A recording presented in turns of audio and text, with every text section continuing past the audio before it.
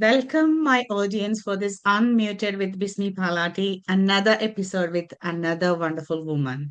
This wonderful woman is from Queensland and she is a teacher by background, but her passion changed into healthcare, started a nursing career by studying in Sydney, and now changing that again into a psychology or counseling area. And then she is utilizing her pain and her passion into a purpose. So let's welcome Jennifer John to Unmuted with Bismi Palati. Welcome, Jennifer.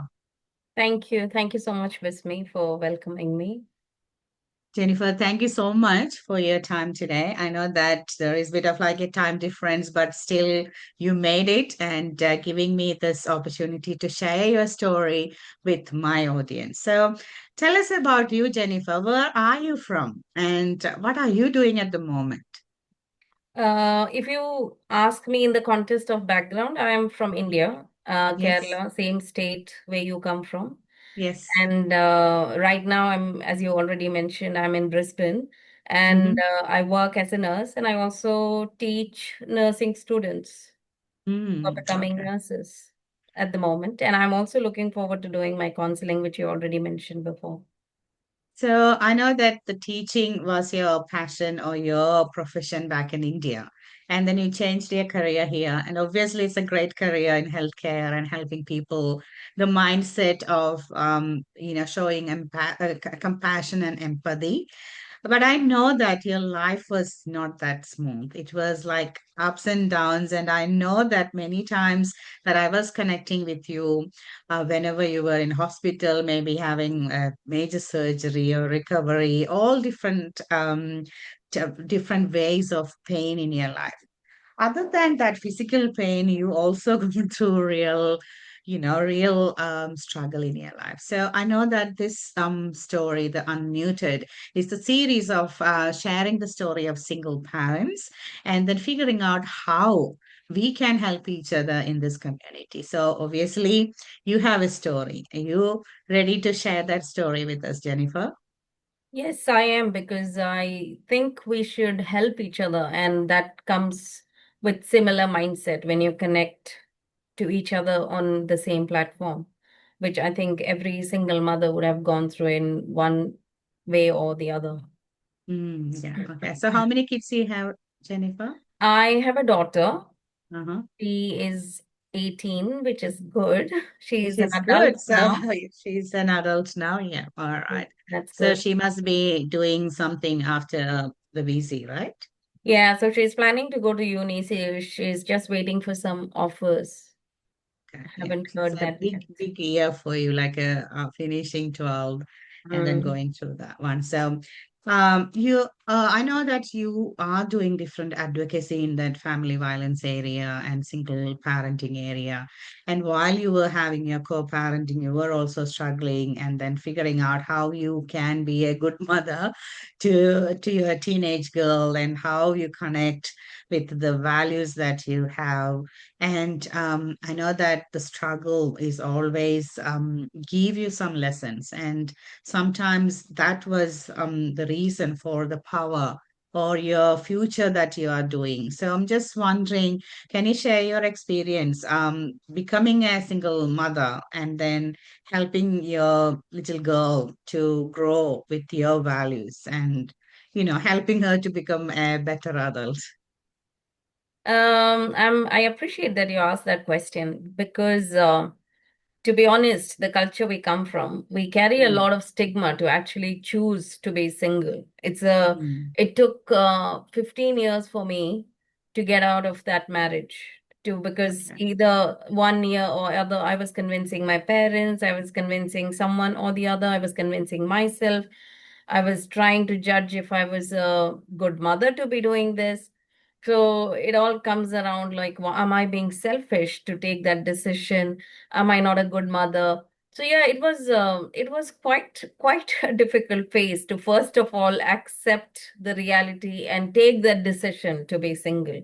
I don't think Mm, no one chooses to be a single mom. mm. It's just the circumstance is such Yeah. that you are put into that, and then you have to start living the new life. which you have to peel out whatever you were trained, and then you have to, fix and build new things. It is Mm. hard work. Yeah. I won't deny that. It is hard work, but it Yes. is good. You become a better person, I must admit. Mm. Yeah.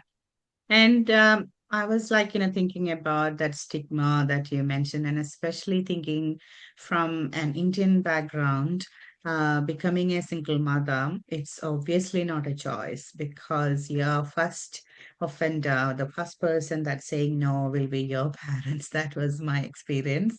And I believe most of girls from Indian background will agree with me because it's more of like their status quo, keeping that marriage intact because there is always a goodwill for a family keeping their kids in the right way of a marriage and bringing their grandkids into the ceremonies or waiting to hear from them or like waiting for that holidays together back in India and all those things. How did you feel when you decided to do this separation and then do the next steps and things like that? How about your parents? Was that supportive connection that you had, or did you do something else to get out of it? See, for me, I also believe in sacrificing for family, understanding, accommodating. All these things may be true. Mm, However, when it reaches a place where you think it's not going to go any better, and if it's going to make your mental health, physical health so worse off that mm, you are losing yourself, you're losing your mm, identity, you're losing your self-worth so much that you don't even recognize yourself, that's the time mm. you take that decision. Or no Yeah. one, because human beings are made to be in a supportive environment, and no one Mm, wants to leave that marriage. So when I left, I was not in a place of completion or a decision. I had reached a place where I had no choice left. If I mm, wanted to survive, if I wanted to feel alive, I mm. had to take that decision. So I was not waiting anymore for my parents' permissions, Yeah. nodding, consents, because I was living my life here. My struggle Mm, was my own. Even though they love me back in India, they are not going to be part of my life. They cannot be part of my life when I'm hospitalized. They are not going to be part of my life when I can't go to work. So mm, it is, at the end of the day, it's my life. And that was a decision where I wanted to live. And mm. it was for me an important thing. What am I supposed to do? So Yeah. it was not about any one of them at that point of time. It was about me Yeah. and me making that choice because I love my life and Yeah. I wanted to live. I totally appreciate that decision, but Jennifer, you may know already this. The researchers are saying a person will think at least 7 times before leaving their partner because there will be repetitive patterns of gaslighting and making them like doubtful about their connection relationship, and then there will be some like real active violence or maybe passive aggression, and then after that there will be a pattern of like love bombing. All those things are there, but I believe that if you are really loving that person, we believe on all those whatever drama that I would say now that the perpetrator are sharing with us, and then we'll stay with that life. We will be thinking like the other side. Okay, I don't need to worry about my parents. I don't need to worry about other people to look after me. So let me stay here. Let me stay for my kids. Let me stay for the society because I ran out of my family home with my 3 kids. My twins were 14 months old. I didn't tell anybody other than one of my close family friends. Even my parents didn't know that. But I know that I felt that it's a shameful action that I have done. That sort of like, flee from that home with no money, no real plan, nothing. Because as you mentioned, there was no other choice at that time. But if somebody is hearing us now from the other side of the world who doesn't really know that reality of that hardship of violence that can be physical, emotional, financial, psychological, and sexual, they will be thinking that, oh, you are talking so, openly, and you are so happy, you are enjoying your life. Why you didn't try again, or why you didn't stay back? I had many different questions from same community. Why can't, if you can do these things as a strong woman, why can't you stay back with him? And I used to hear the question from my mother. Yeah, I'm so sad to share that, but still, it's a truth for many Indian parents. They're saying that you will be a better person only if you go back to your husband. So, all these comments, hearing that, what do you think, Jennifer? Is this common to your area? I'm asking about Queensland, or is it just a myth? What do you think about that? I think it's just being Indian, to be honest, because I think with the generation we belong to, especially, all the women are trained to be a good wife. It's all Mm, about you only settle down once you get married. okay. Otherwise, you don't have any identity. Your qualifications, your looks, your standards, your values, your talents have no value if you're Mm, not married. okay. And you need to have that tag of being someone's wife, or else you are characterless. You Mm, cannot be single and happy. And that was a something. And if you're seen to be single and happy, you're judged. How can you mm, be happy? There were mm, also comments made to me where I was told, why couldn't you pretend to be in that marriage until your child is 18? okay. There were so many comments about what woman of faith are you to be actually thinking about leaving your husband. So Mm, comments, such comments where like, where you start questioning, because your faith is a core element, core part of you, and then you start thinking, am I not a person of faith? And mm, that is what actually shakes your identity. Like, am I really doing the right thing? yeah. Am I a bad person? So the whole identity shift is what you have to actually deal with. And even for that matter, because I have a daughter, and I Mm, actually saw a beautiful relationship between her dad and her. So mm-hmm, I did not want to be that villain. But mm, that is the reason I stayed for so long. But mm, I always used to see, am I a bad person, that I do a bad thing to her? But these are things and dilemmas you have to go through with. And I still, to be honest, my ex-husband is actually married, but even today, I mm, get messages of sympathy. I get messages on how you can't, why don't you go back to him? And I'm like, that's impossible. That's kind of hilarious. So people can't imagine the fact that you can be alone because you're trained to be with a man, which is not yes. actually true. You need a Yeah. company, but it's not all in Yeah. all. I really liked the truth that you shared. Like, it's an Indian, or maybe I would say it's an Asian dilemma that until marriage you're owned to your dad, and then we will know under dad's name or like a family name, and then once you got married, you're an asset of your husband. So it will be Mrs. Blah, and it is hard to know yourself as a person. And I still do remember that, the common names like Annie, Smita, that type of Indian common names, they will be known as husband's name because there's no other way to identify them because they don't have an identity. And if you come up with an identity, you can be called as you're a feminist, you are against faith, you are showcasing that proud moment of your position, or maybe your power, your money, whatever, all those things. That's what I learned from last 12 years of single parenting. The four areas that I really figure out that impacting us, especially all women who are in the marriage and who are out of the marriage, or who are actually chose to be single, is mainly the family. And as you mentioned, that can be supportive or can be against, or can be supportive plus and against. And then the faith. Yes, I am a true believer of Lord Jesus Christ, and I know that He got a plan for me. And sometimes I'll doubt, is this the plan that you did for me, your beautifully, wonderfully made daughter? But I believe that this plan is for something great.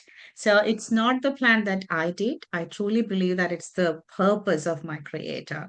So that's the faith. And I know that you believe in the same faith and you have that real strong faith in God as well.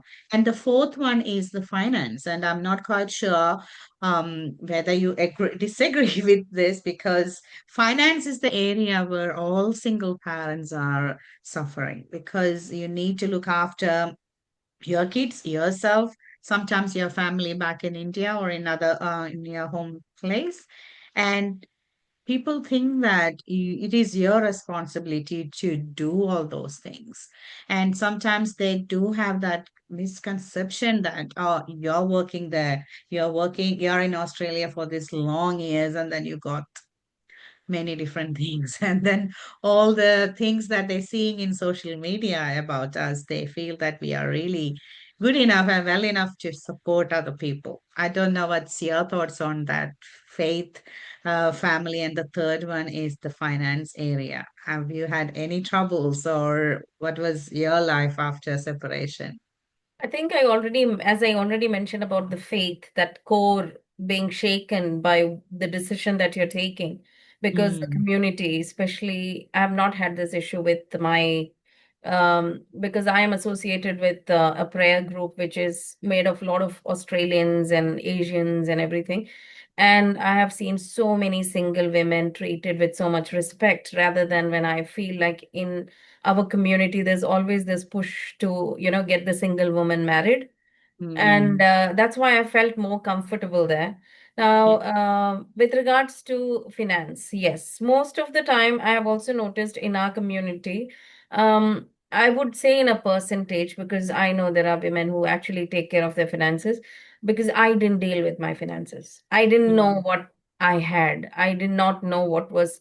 I just trusted with all my income. So I never actually was aware of how much should be in the account, what does the savings look like. So the financial knowledge, I think, is very, very important. And mm, now being single, I would actually want to say, once you're single, people think, why do you need that money? So you're mm, working, you're single, so just, give us the money. Australia is a very expensive country. And mm, this is something sometimes, this is where you have to have your boundaries. And mm, suddenly you have got a lot of friends who are not really friends, and they are just associating, only seeing that financial benefit you may have, mm, without actually understanding the true picture of how expensive Australia is. The mm. income equates the expenditure almost. That's Yes. how the inflation is going right now. Yeah. So, yes, the finance, I would actually advocate for every woman should know how to manage their finances. They should know, being single, not being single, you should know how things work. What are the Mhm. major debts in the house? What are the major expenses in the house? What money comes, any different source of income? You should be aware of it. And that Mm. gives you a lot of strength, because I had to learn it from the scratch. Yeah. Everything. That was sort of same story for many Indian single mothers, and even I think the youngsters.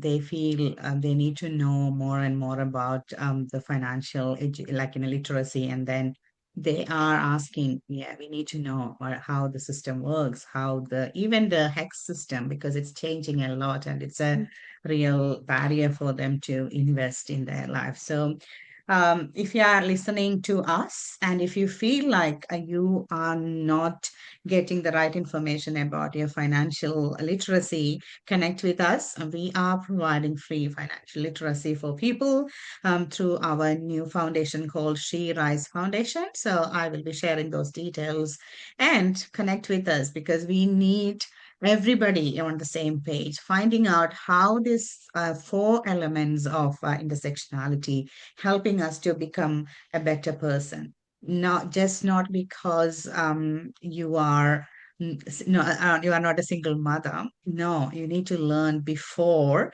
even you are in the family life. You need to know, you need to manage your finance by yourself. That's how you need to stand up for your rights.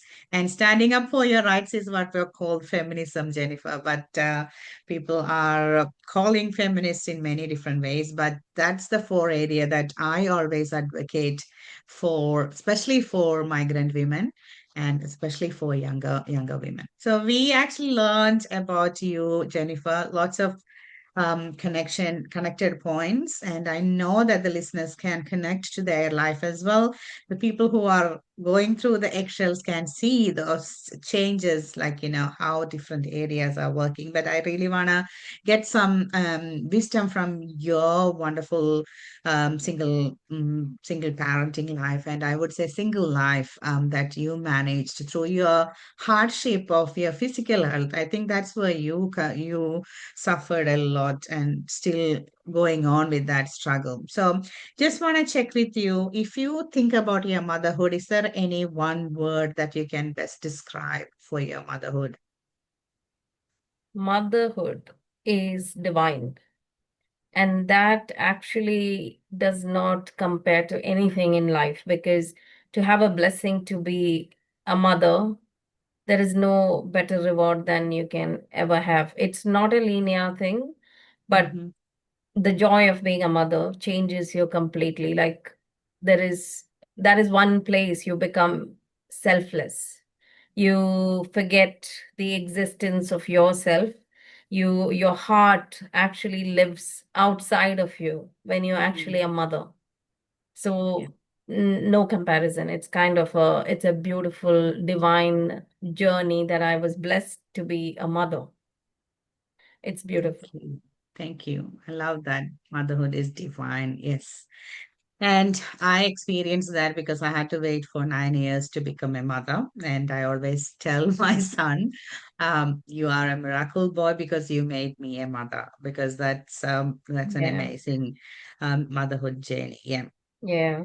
Thank you for that. So I know that going through your motherhood journey, going through your journey as a wife and then coming out of it, now you're living a single life. So I just want to know, being a single person, take that motherhood outside, what will be the strength that you have developed being single? Resilience. That's a Okay. huge thing that I have to like underline it, Mm, highlight it. yeah. You become resilient. You just become resilient, and you develop a lot of strength. Yeah. You also realize your capacities. Yeah. That does not break you, makes you stronger. So when you actually look back, you are like, oh my God, I had so much capacity in me, which you wouldn't know until you were Yeah. actually thrown in the deep end. So Yeah. yes, we fall, we learn, we get up, we fight again. Again, the same cycle repeats, but at least we are learning and we are Yes. growing, and that is the beauty. So I think these three things that I developed has helped me a lot in my Yeah. journey of being single.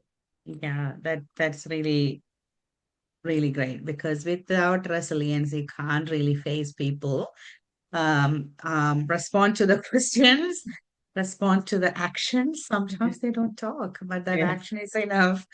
Yeah. All those things, and then showcase that your authenticity, and then being that person, that mother. Sometimes the other people can't really understand. So I would highly recommend trying to be resilient. If you are hearing us, our sisters out there, looking forward to become better. And again, if you think that it is hard to be resilient, yes, it is true, right, Jennifer? It is It is, so hard it to. is not easy. It is not You will easy, get but when you all do it, those. Yeah, you will get all those, what are all the stones on you, and and then. you will learn that, at the end of the day, it's you who matter the most. Mm, Everything else just melts away because at the end of the day, you would be battling life on your own. You would be managing finances on your own. You would be taking care of the child on your own. You will be going to job and doing everything on your own, that you would understand it is you who is the most important right now. So protect it, safeguard it. Everyone else's opinions, let it fade away. Yeah, because you the only one will be there at the end to look after. That's a very good lesson, but we will learn at the end. So you will be people pleaser if you are. Come out. 2026 is not for that. Just try to be your own protector. I love that because that's all will help at the end.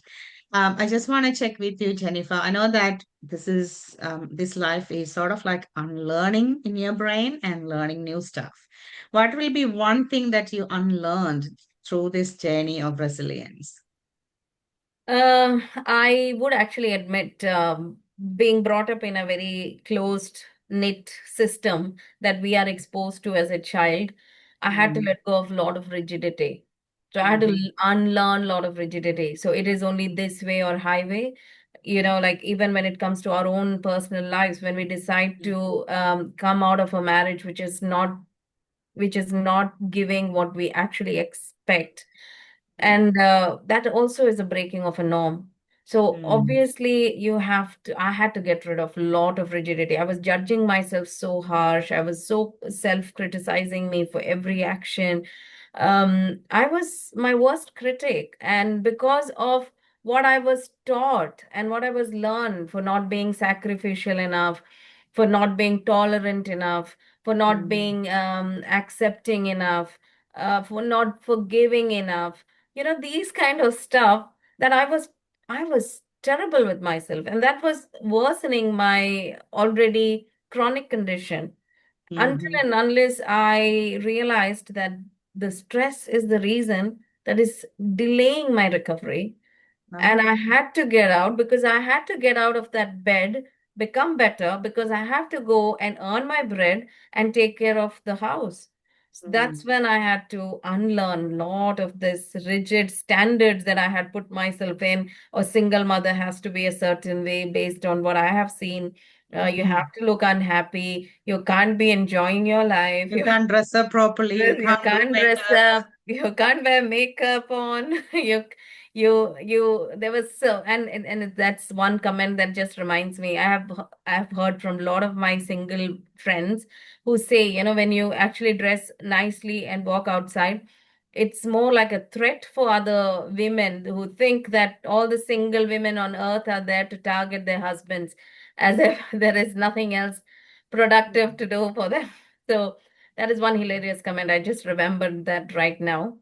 But I yeah, heard a lot here as well, and the meetups for the single mothers, like single parents, is a place that you can freely do whatever you want. But again, lots of critics and comments against those things. I'm not going there because it's a big area of people are talking about. But to me, I don't care what other people are talking about us. I doing the right thing according to my values, then I will be happy. That's what I am actually trying to do this year as well. It's a bit of like a this end of last year was tough. The beginning is still coming into like into a better time.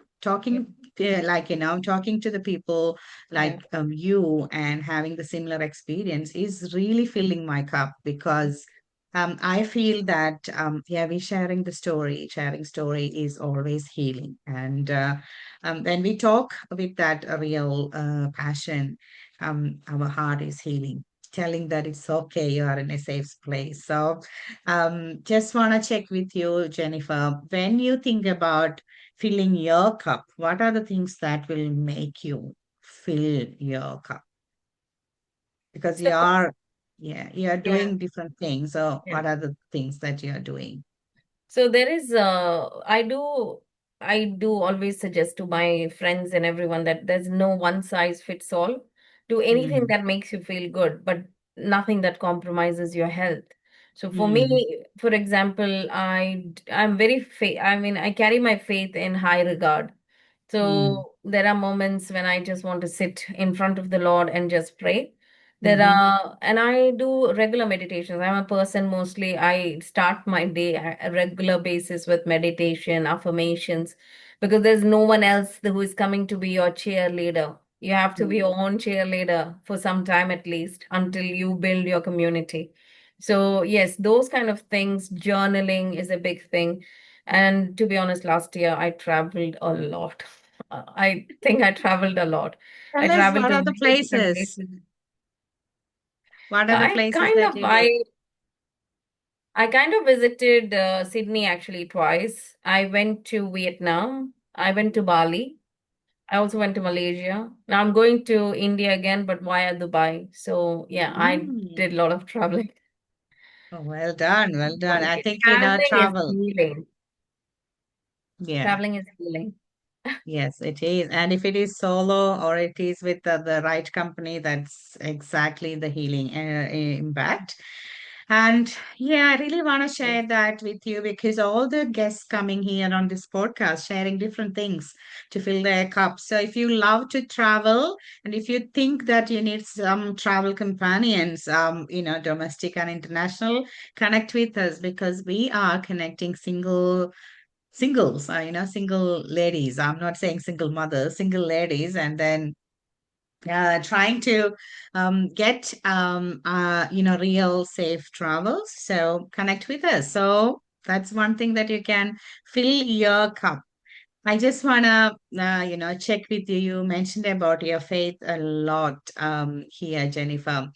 Maybe this question you can share your opinion. We always hear, especially if you are religious and then believing in a specific religion, whatever it is, like Muslim, Christian, Sikh, or Parsi, Buddhist, whoever, they say that always forgive. Forgiveness is must in any life, not in just single motherhood. But we used to hear that don't forget.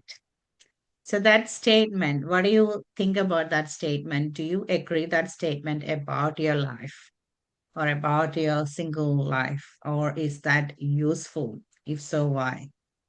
Actually, I must admit I love that question because that Mm-hmm. is one topic that was very dear to me because I have struggled a lot understanding and processing everything around it. Like, what's the right way from the faith point of view? What's the right way to approach this topic? Because you have to forgive, and I have realized that forgiveness. Obviously, I'm sure many of the listeners would have heard is not for anyone, but it's for us. Forgiveness just cut the ties from the people who have hurt us.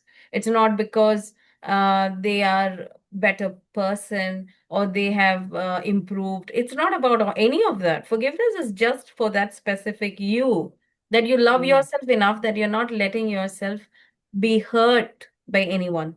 That's what Mm-hmm. forgiveness hold. Now, Yeah. with regarding but do you forget?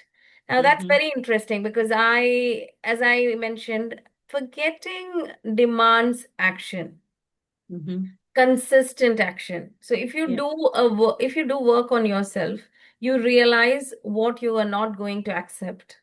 So Mm-hmm. you forgive someone, and if they are going to repeat the same action, that's when you actually are breaking your boundary. You are Mm-hmm. showing them that it's okay to take you for granted Yeah. because you are going to forgive anyway. And Mm-hmm. that was a norm in our culture that Yeah. we were always telling, especially women, to forgive because Mm. women are this sacrificial lamb who are only made to forgive and they are supposed to just forgive, but no one teaches the same philosophy to men, and this Yeah. is something I always had a difficult digesting that fact, Yeah. that Mm. how is it not applicable based on gender. But also I've realized forgetting, like if you keep forgiving someone and they are going to repeat the same action, you're creating more opportunities for forgiveness. Mm. Mm. Why do that? Why create that cycle for yourself? You should always remember what they did to you. People always improve, people change, Mm. people work on themselves. You work on yourself, you show consistency, then you Mm. get the respect. But if Yeah. you keep forgiving them for the same action, do you really have that much of a lifetime to be doing the same thing, forgiving the same thing? Let's change Mm, the cycle. So yeah. you should remember certain things. Makes Yeah. you, saves you a lot of time and Thank energy. you. Thank you. Thank you for accepting or like, acknowledging that part because especially if you are too much into religious, not on spirituality, you need to, do different things different ways. I totally believe that you need religion to improve your spirituality. And these things, like sometimes, I recently celebrated my twins' 13th birthday. I couldn't forget what happened on that day. I Mhm. couldn't because I was rushed to the theater. The reasons, the things happened from the day before, Mhm. the sufferings that my mom and dad did, the sufferings that my best friends and family did in the middle of the night. I couldn't forget. Mhm. I forgave to the people who did things, but I couldn't forget. And unfortunately, my mom had to rush to the hospital that specific day. Mhm. And then she was accepting that she still feel that what Mhm. happened 13 years ago. So I agree with you, Jennifer. Yes, you need to forgive for your own, modification of your life, your own peace. But forgetting that incident or that behavior or going to the similar behavior is not good Not idea. That's what acceptable. that's my opinion, but I love that you agree with that opinion. Thank you for that. Because if you do NLP and there is a method, pub method to make them into black and white and Mhm. forget that. But I feel like these things you need to make into the color. At least you need to remember on that specific day, maybe the anniversaries days or the date happened, because that will give you a bit more energy. And then know that how worth you are or how much suffering that you experienced during that time. And then you learn from that. So thank you so much.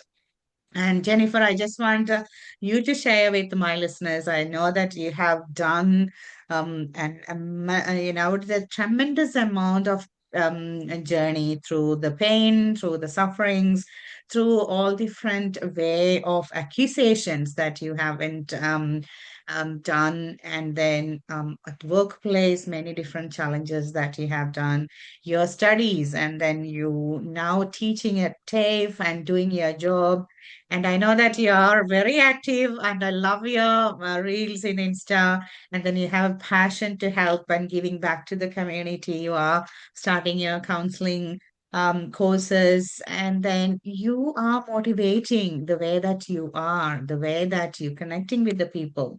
So if anybody who are going through the eggshells, who are maybe who maybe just came out of that relationship and didn't know what to do next, what will be the things that they should concentrate to become a better single person? I don't really worry about co-parenting because that's a totally a separate area. But as a person ourselves, what are the things that we should be, concentrating? Yeah, share your wisdom with us, please. So, I kind of believe that you cannot help others until you help yourself first. You can't Mhm. give anyone with an empty cup. You don't have anything to offer. What will you give? So, to take care of your child, you have to take care of yourself first. Mm. No one had it figured out. No one had it figured out. We did not have it figured out when we started. It didn't Mm. mean it was a straight journey, and it is not a linear journey. Again, I repeat, it's not linear. There are days you would be doing amazing. There would be days you would be crashing and crying, but that's normal. But by the end of it, you will realize that you have done the best you can with your capabilities, in your limitations. You have tried your best. So Mm. be kind to yourself. You are your biggest soulmate. There's no one going to come until you stand up for yourself. So Yep. be kind, love yourself enough, and you will figure out. All the best. Thank you. I love that two last prompts that, be kind to yourself and then you are your soulmate.